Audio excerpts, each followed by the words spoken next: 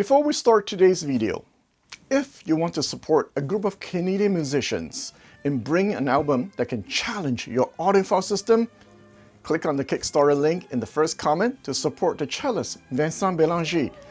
Now, for those who have no idea what I'm talking about, now check out my last video. I discussed whether musicians find audiophile system to sound like the real thing. So today we are talking about the Denafrips Ares 15 R2R DAC, their second least expensive DAC, priced at $1,200 USD. Now, I wonder why they call this Ares 15. Now, according to their website, when talking about their cheaper $700 NU 15 DAC, they said, in celebration of Denafrips' 15 years of exceptional digital audio expertise. You know what? Have Denafrips been in business for 15 years? Like, I only discovered them 4 years ago with Ares 2. So, what improved from Ares 12 to 15? Now, looking at their website, they changed the low phase noise oscillator. I have no idea what that is. So, I asked AI, and AI said, low phase noise oscillators significantly enhance the quality of the DAC output by reducing unwanted fluctuations in the signal timing. This results in better dynamic range, reduced jitter, and blah, blah, blah, blah. Now, I've never listened to the Ares 12, so I don't know if the Ares 15 has a better dynamic range, but it is significantly more dynamic than the Ares 2 and many modern DACs too, including Delta Sigma DACs. Now, usually I think Delta Sigma has the advantage when it comes to dynamics. Hey man, but not anymore. The Ares 15 has bridged that gap where it can easily compete when it comes to dynamics. The DAC feels well built, like the older Ares 2. Now, I wish they had updated the looks because, from a distance, it looks like the Ares 2. I like and hate the LED on it. I like it because when I listen in the dark, it's not distracting like someone pointing a laser pointer at me. I hate the small LED because when I want to make changes to the DAC, man, I can barely see the lights. Man, they should offer the option to get a magnifying glass for this DAC.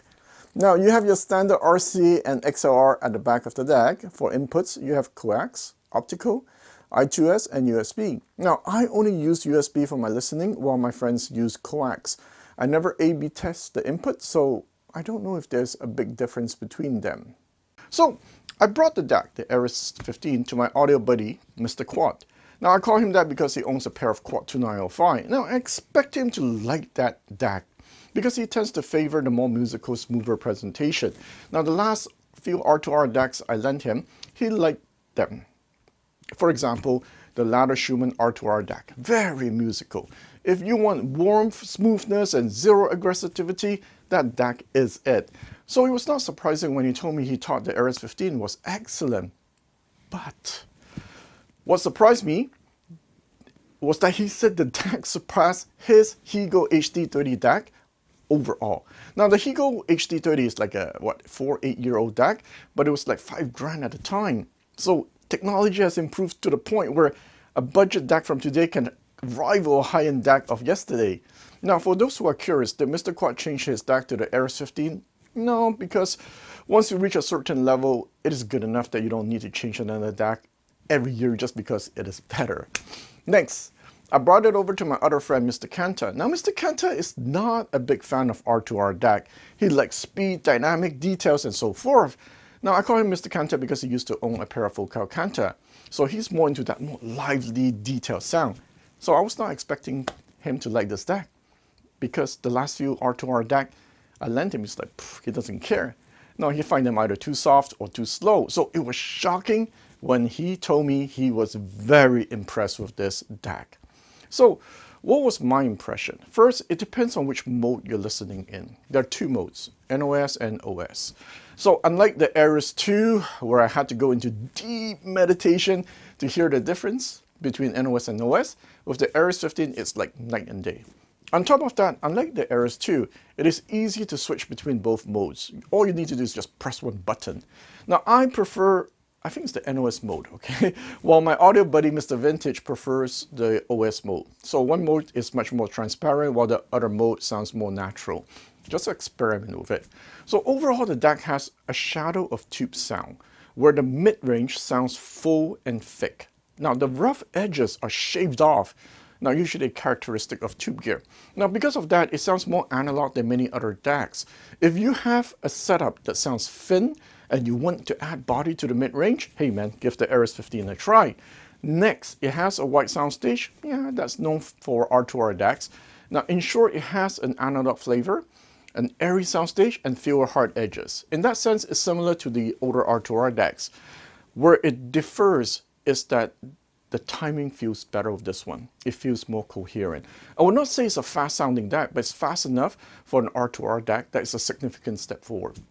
Well, to the point that it converted my friend Mr. Kanta from not carrying R2R to I want a R2R.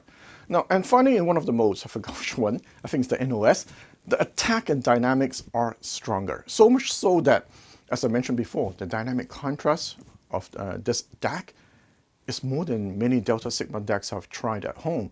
And this, for me, is the biggest difference between this new R2R DAC and the ones I had in the past. Instrument separation is okay. Good enough to satisfy most people. In addition to the dynamics, the bass quality is fantastic. You can hear lots of information in the bass area. Now, the stereo imaging is pretty solid. Usually when a DAC does not have hard edges, you do not feel like you can cut out the person. Now, the Ares 15, I would say, is solid enough that it should satisfy most people. Now, one thing my friends and I discussed was how female vocals sound. Now, some DACs, because of the more lively tone, makes the singer feel younger. Now, the Ares 15, because of the thick mid-range, makes the singer feel more mature. Now, if that makes sense. Now, if you have a system that's on the bright side, like you wish to tame it, then get the Ares 15. Smoothing out the edges will make your system sound more pleasant. So, for example, about 5% of the people who bought the TS-A75, the Galion TS-A75, found it a little bit too bright. So that's when I recommend them to get an R2R DAC. Well, in this case, the Ares 15 will help smooth out, well, make it smoother, more pleasant to listen to.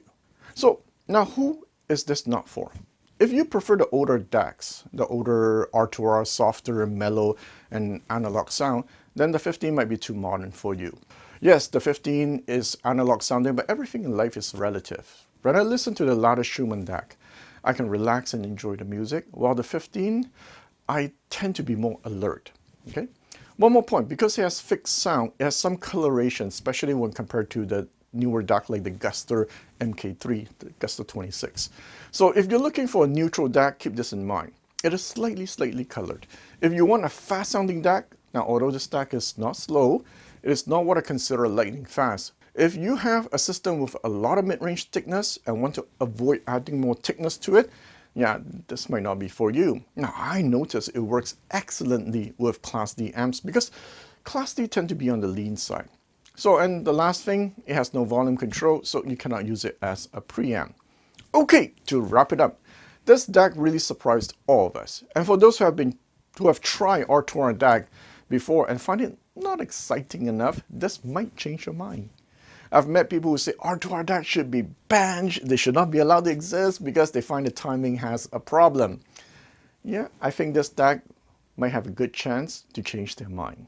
All right, with that, I will see you next time.